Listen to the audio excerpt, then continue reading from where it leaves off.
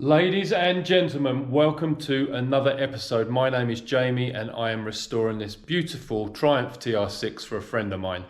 Now, if you haven't seen the previous episodes I've done on this Triumph, then go and check them out before you watch this one. I did say in the last episode that I probably wouldn't do an update on this side of the repairs on the car because it's very similar to what I did on the other side. But it's turned out to be a little bit worse, so I thought I would fill you in on what's going on.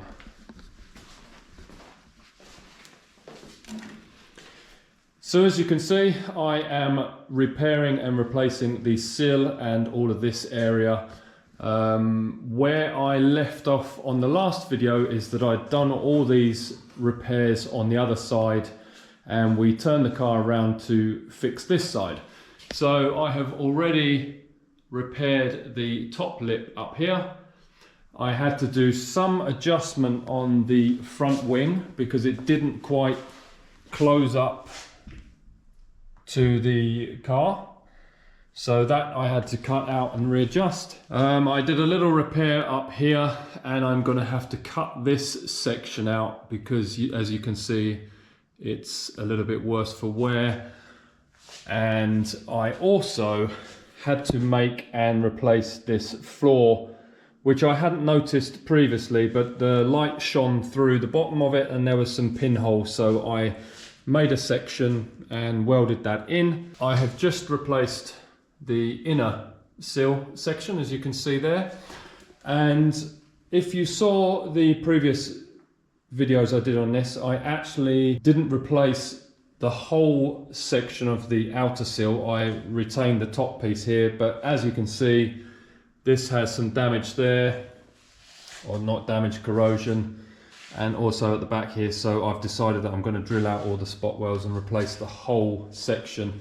Now the reason I cut the sill here, which is exactly what I did on the other side, is I can line up the shut line to the wing, which I've done. I put the wing on and made sure everything lined up perfectly, and yeah, so I'm going from there. Oh, also we were actually sent the wrong A-pillar. We basically got two right hand side, so I made this section by hand, which will then fit in there like so, no problem. Next stage, what I'm going to do is I've pre-drilled all of these, so I'm going to plug weld this section of the outer sill on, and that way I can then put this section in place and replace this piece, which is all ready to go on. I have already drilled, ready to plug weld into place. Because I didn't have this side A post, I cut this away and it's actually really good condition. So that will go back on once I have replaced the whole outer sill. That will just go back on like that. Okay, progress update. It's actually now the next day. So this is all nicely in place. I've ground all the welds down, etc. This is now also in place. I have readjusted the end cap so it fits nicely in there. It's not welded in yet.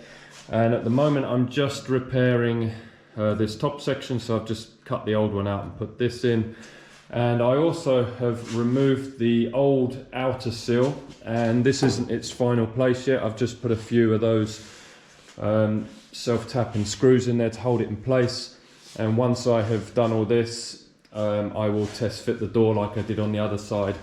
The inner seal is completely replaced except for this last corner section because I have to rebuild all of this corner, and obviously this needs to be cut and replaced just like the other side, and the inside corner, this all needs to be cut out and fixed as well. So the progress is actually really good.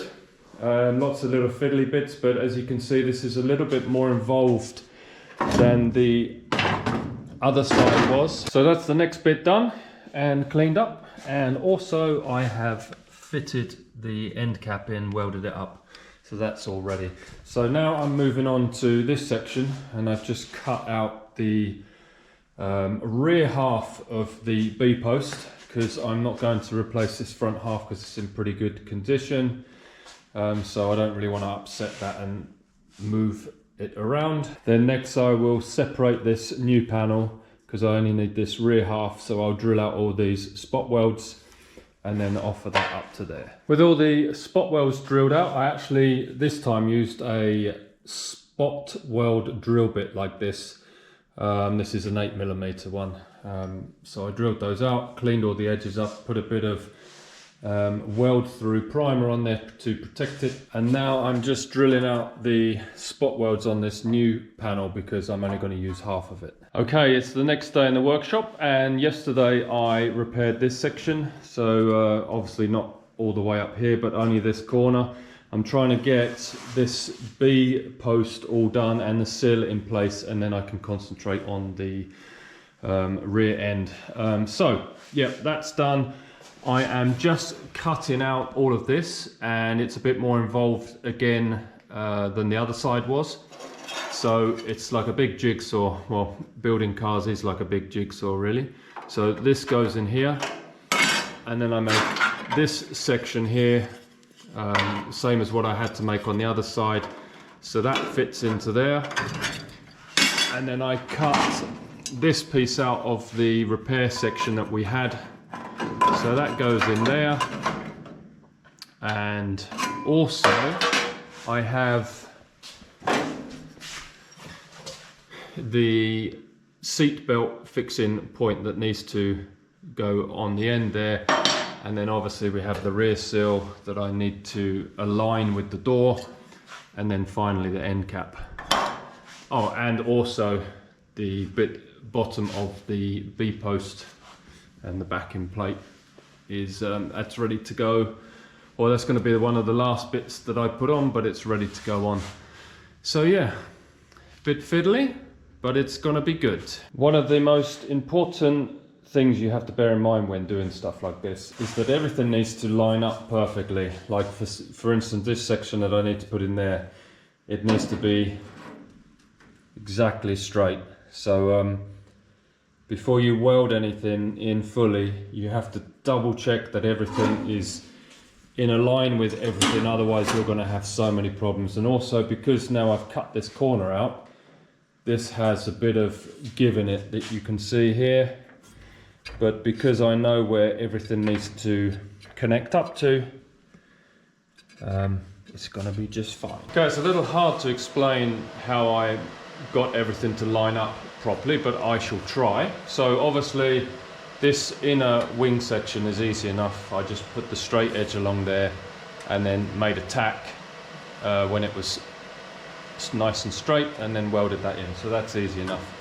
On this section, because it curves like this, I did the same as what I did with this. So I put the straight edge along this way and tacked along the flat piece, and left the top where it curves open, because once you get the bend this way, you also need to get it this way. Once this was tacked in place, I then pushed this in and this out, and then put a tack here because it's supposed to all line up here.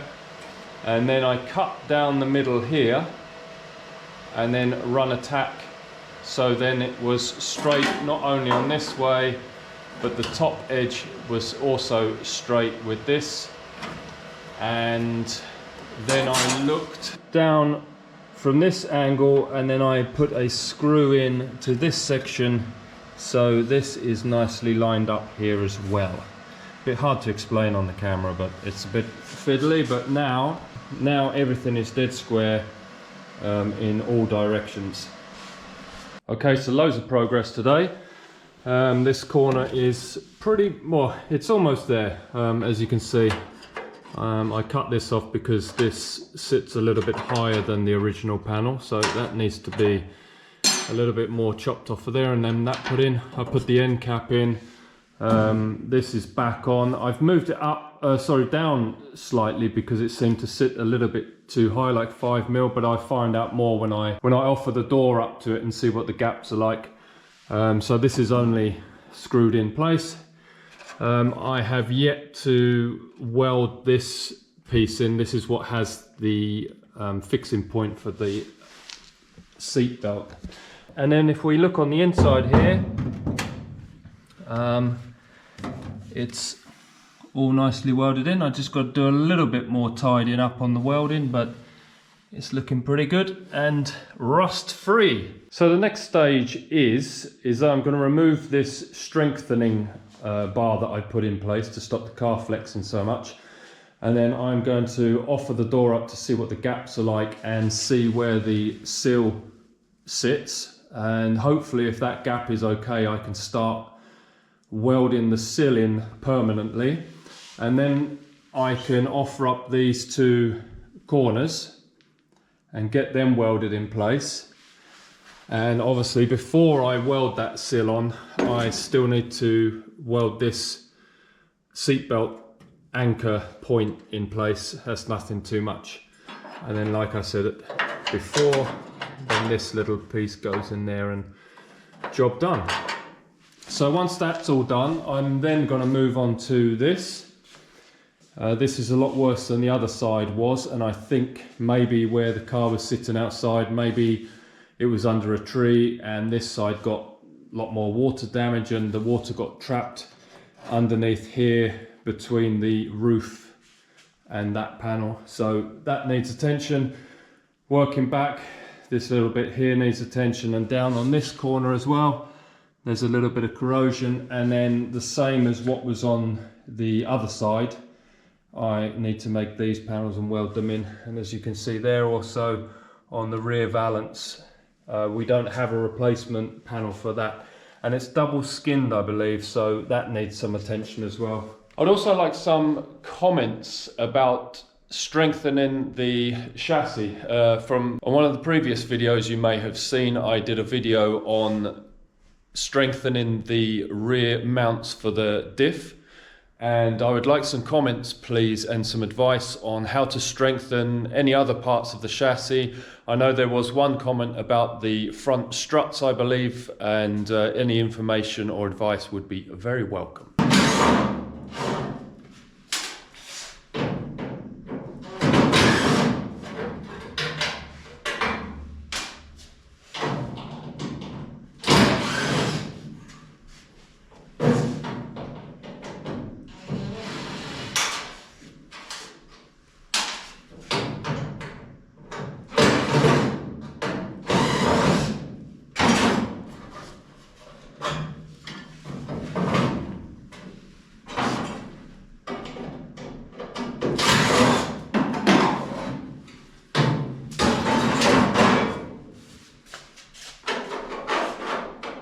So as you can see here, this is the fixing point for the seatbelt. So that goes there, and I just got to line it up with that hole there and drill a hole through to the inside of the car. Simple.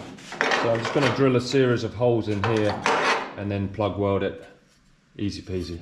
Okay, so I drilled a hole through and I cleaned the thread just to make sure that this nut is still okay as a fixing point. It wasn't too rusty, so I cleaned it with a tap. Drilled the hole, put the bolt through to hold everything in place so it's nicely lined up. Drilled some holes here, that's where I'm going to plug weld it, a little bit of seam welding up the top, and also I sprayed some weld through primer either side. So that's ready to go on.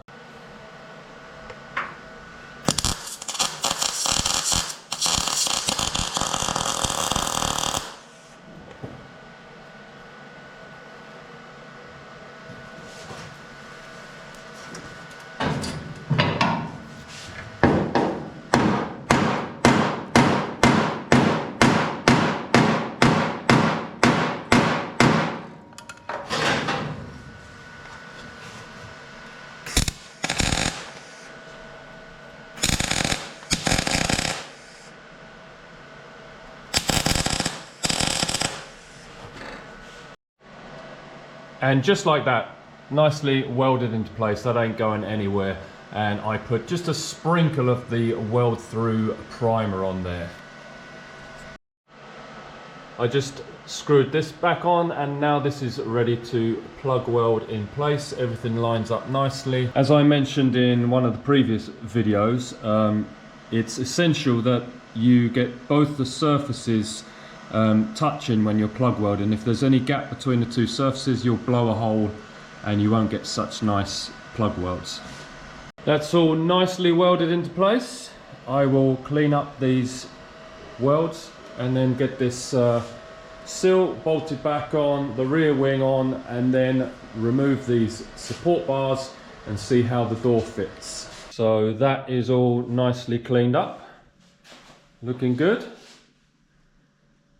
And now I shall refit the rear wing. I just threw a few bolts on to fit the rear wing, and it's looking really good. The bolt holes line up nicely on the new panel I've just welded in place, you can see. And here is lining up pretty well. It overlaps a little bit at the bottom there, but I'm hoping that when I raise the rear end a little bit, like I had to do when I aligned the other side, that will pull this in a little bit better. But it butts up nicely on the inside here, and it's looking really good. So next, remove these bracing bars. So with the bracings removed, I have put the door on with these magnets, same as I did the other side, and kind of a similar situation as the other side. As you can see, the gaps are too big. The tops are bigger than the bottom gap, and that is due to the body needs to be shimmed. So to close these top gaps up, I'm going to shim the rear up a little bit, same with the front, and that should close these up. It gets really tight at the bottom here, it's actually touching, and the gap is about right, so it's about 4 millimeters that I normally go for. But the important thing that I'm looking for is where the sill sits with the door. So I have lined up these lines on the door with the wing, and as you can see, it gets tighter towards the rear of the car. It's actually touching. So this sill is actually sitting a little bit too high, and you can see here with the line that comes off of the rear wing, it sits a little bit too high there. So I need to bring this down. But quite importantly is these magnets keep the line down the side of the car nice and flush. And if we look down at the sill, it is it's in the right place this way. So this fits really nicely down the edge of the car, so that's important. And also something to take into account is if we look on the inside, that we have a nice gap on the inside here, because we obviously need to fit a rubber in there. We still have room here to fit the rubber, which is good, and it's nice and even. So what I'm going to do is I'm going to shim the front and the rear of the car up to close those gaps. So I'm happy because if I can't get them perfect by shimming, I can add quite easily some metal to the edges of the doors to close those gaps up. But I'm trying to get this to fit where I want it to be so I can weld it into place. So I'll start with shimming the body. I have added some shims under here. I don't know if you can see. This is where the body mounts to the chassis. So I've lifted the rear up here. And then if we go to the front, I have jacked it up a little bit here as well. And if you look at the front gap, it's closed that up quite a lot. It's more even. It's still too large at the top. The back is still a bit larger than the front gap, but it has, I think, closed it a little bit, and it's still touching at the bottom here. So this obviously needs a lot more fiddling around with to shim the body, but I'm happy that this is actually achievable to close this gap up by adding some metal to the doors. this is probably as bad as they were when they left the factory, because I haven't seen many TR6s with good shut lines, but it still remains that this is sitting too high. So I'll take the door off, I'll take these screws out, try and move this down a little bit to align better, and then we'll go from there. On closer inspection, there is actually a bit of a gap at the top here where the wing actually bolts to this panel. So I think I'm going to throw a bolt in there, and that will bring this closer. So I'm going to do that first, and maybe I'll do the same at the front. I'm not sure if I added. Yeah, so they're missing in there as well. So if I bolt the tops of these, it might bring these in a little bit. Same with the back, and maybe close that gap up a little bit before I do any more fiddling. You can see a little bit more clearly with the light on here. So there's a gap here between this new panel that I've welded in place and the wing here. So by bolting that in, it will pull the top of the rear wing in, and in turn it should probably bring this out a little bit. So let's bolt this up and see if it makes a difference. Okay, so I just threw those bolts in underneath here for the front and the rear wing, and you can see that has closed that up a lot more. I'm a lot happier with that gap. Obviously it's not perfect, but it is, it's not looking too bad at all. Cool. Okay, so I'm going to take some of the screws out of the outer sill panel and jiggle that about and see if we can get a good gap. So as you can see, I have lowered it down a little bit, and it's nicely now in line with the rear wing, and that line coming off there is nicely in line with the top of that, and same for the front of the car. I think the gap is slightly bigger there, but you can see it's dropped a little bit, so I can push that up when I weld it, but it's pretty consistent, I think. And of course I will need to make further adjustments anyway, but I'm really happy with that.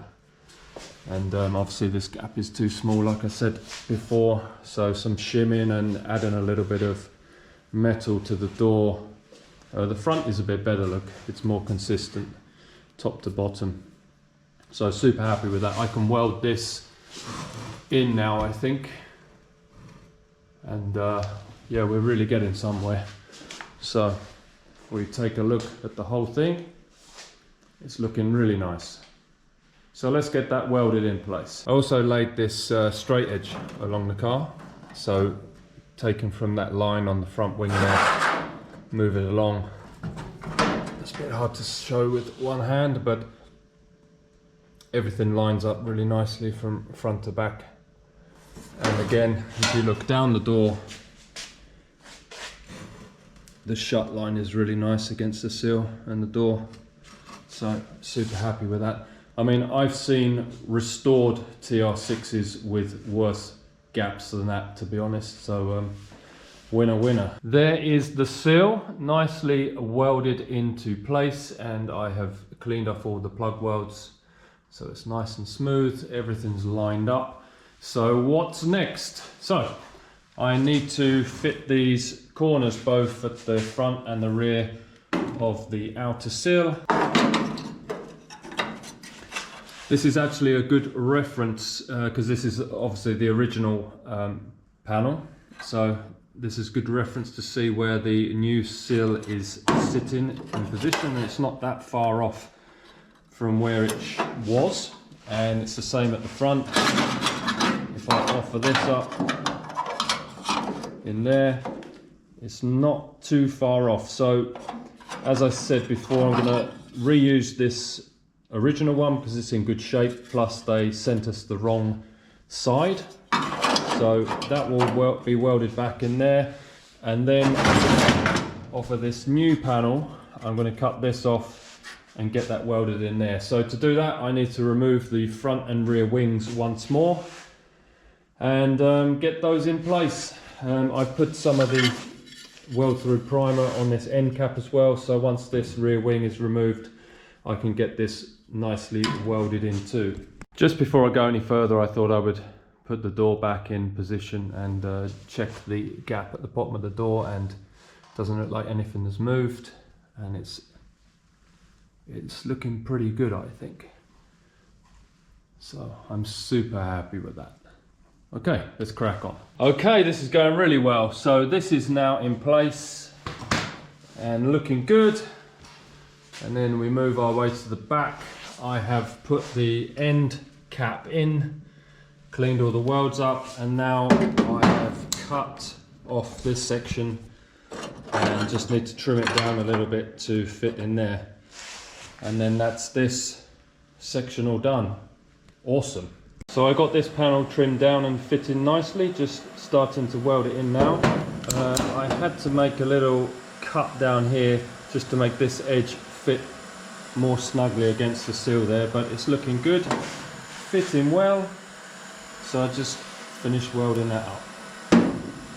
Hello, it's a new day in the workshop and I'll show you what I've done. So I finished off this corner. It's come out really well, and this is all nice and neat and finished, and I tidied the inside up a little bit. There were some welds that I cleaned up a little bit, so that's all nicely done. And obviously this sill, it's all finished. So what's next? Well, logically I should probably work my way back, but I decided to make this first. So I just made a template and I'm going to knock that up and weld it in. So I just whipped this up, looking good. So let's cut the old piece out and get this welded in. Just a little tip, when I cut this out, I just left a little bit of the rolled corner edge there. That adds a little bit of strength in this flat piece so it retains its shape. And also when I weld this, I'm going to grind the weld off to the flat, not the corner. Just a little tip. Just lining up the piece that I cut out against the new piece that I made, and you can see I made it a little bit oversized, and I made little punch marks where these holes need to be drilled, so I can line those punch holes up and then just mark out and trim a little bit off, and then it should fit perfectly. So there we have it, all trimmed down and fits perfectly and ready to be welded in. Just like the other side, if you haven't seen the previous videos, I'm going to drill the holes afterwards, because when I weld the edges, it'll be better because there'll be more material there. So there is a panel tacked into place. I'm choosing to use MIG to weld this in, basically because I can control the heat a little bit better, and it being a flat surface, it makes it just a little bit easier. It's a bit messier with MIG because there's more grinding to do, but I think it's probably the best. Also, I've left this overhanging a little bit because this needs to recess in a little bit, because you have the corner piece that folds over here, so that's why there's a little bit of gap there. So yeah, when I'm welding a flat panel like this, I don't do a series of like seam welding like this. I do dots like this to so the heat doesn't build up in one area. And what you'll find usually when you do this is that you will have some little pinholes that you've missed. So what I normally like to do is, what I usually like to do is clean up the welds with a wire brush like this on the end of a drill, and then I'll get a lamp like this, shine it behind, and then you can see, actually there's no pinholes. I got lucky.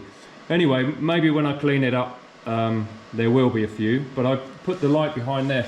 But what I don't do is try and fill those pinholes before I've ground it down, because what happens is that it will go between two of the welds that you've made and just build it up. So then when you grind it down, you'll often find that those pinholes will come back. So it's best to clean it up, grind it down, and then attend to the pinholes. So now I have cleaned it up with the wire brush. If I put the lamp behind, yeah, there's actually one there.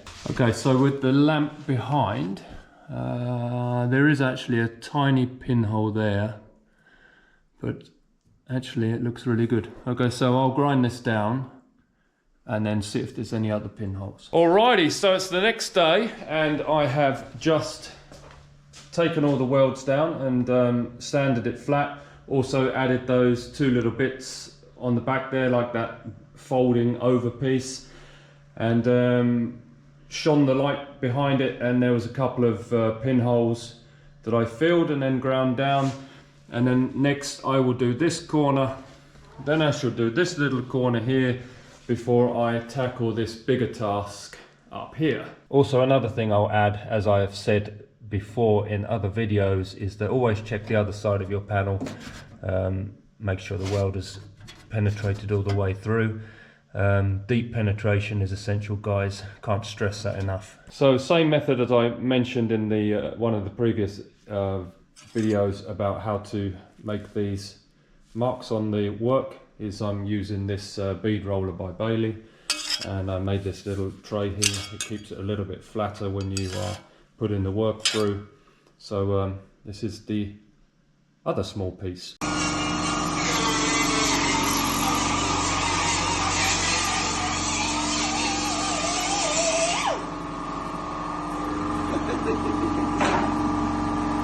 Okay, so that corner is now done. So this rear end is nicely finished. So on to the harder piece, which is this top section here. And Ollie's in the house. He's just building his racing engine for his Mini. So yes. So how am I going to tackle this? Well, I'm not actually quite sure. I might just cut the whole thing out and then go from there. So I think that's a good plan. Okay, I think I'll end this video here. The video was actually getting a little bit long, so I'd rather split it in two halves and do two shorter videos. But yes, same as before, if you like what you're watching, please click the like button, please click subscribe, and you can follow the project. Thanks for watching. Cheers.